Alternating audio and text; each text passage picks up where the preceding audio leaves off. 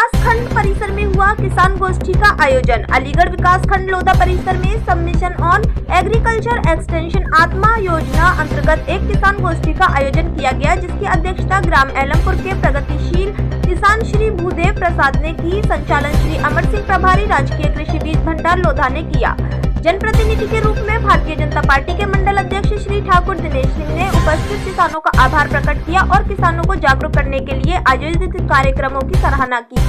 गोष्ठी में उपस्थित उप संभागीय कृषि अधिकारी कौल संतोष कुमार प्रभाकर ने विभागीय योजनाओं की जानकारी किसानों को दी और क्षेत्रीय कृषि अनुसंधान केंद्र कलाई में पधारे कृषि वैज्ञानिक डॉक्टर केडी दीक्षित ने जमीन के गिरते ऑर्गेनिक कार्बन के स्तर पर चिंता जताई और उसे बढ़ाने के तरीके के बारे में किसानों को जानकारी दी। किसानों का फसल में लगने वाले कीट पतंग एवं रोगों की रोकथाम के बारे में सहायक किसान अधिकारी कृषि रक्षा खड़क सिंह ने जानकारी दी। सहायक किसान अधिकारी कृषि लोधा श्री विजय सिंह ने किसानों को प्रधानमंत्री किसान सम्मान निधि में आ रही समस्याओं के निदान के बारे में बताया। गोष्ठी का संचालन कर रहे अमर सिंह जी ने किसानों को आधुनिक खेती, मल्टी लेयर फार्मिंग अर्थात बहुस्तरीय खेती को अपनाकर काम करने और लागत में अधिक लाभ प्राप्त करने के बारे में जानकारी दी। गोष्ठी में Shri Ajay Kumar Singh, BTM Shri Mukesh Kumar, TSC Shailendra Singh, PPS Subhash Kumar,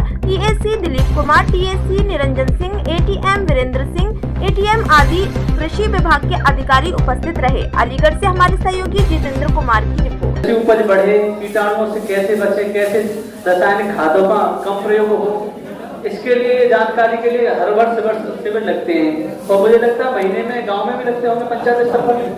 हाँ, तो इस तरह की जब जानकारी हमको दी जा रही है तो हमें उन्हें ध्यान लगाकर सुनना चाहिए।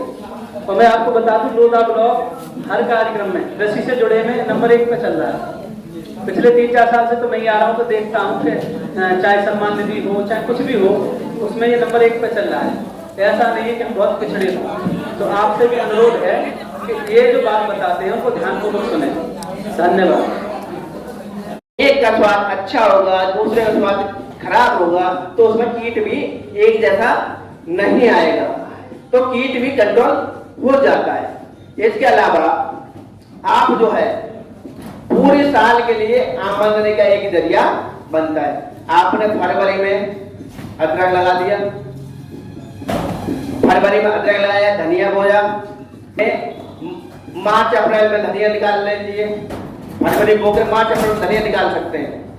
मार्च अप्रैल धनिया बोने के बाद फिर आपके खीरा चालू हो जाएंगे, खीरा तोरई का फसल निकाल लीजिए। उसके बाद आपका ना करेला चालू हो जाएंगे, करेले की फसल निकाल सकते हैं, परवल की फसल निकाल सकते हैं। इसके अलावा आप जो है पपीता है, पपीता दिसंबर में निकाल लीजिए, जनवरी फरवरी बोइए और दिसंबर पपीता ऊपर होगा, मचान से ऊपर होगा, तो वहां से आपको कोई फसल में नुकसान भी नहीं होगा। तो इस तरह से आपको कीटनाशक की ज्यादा प्रयोग करने की जरूरत भी नहीं है।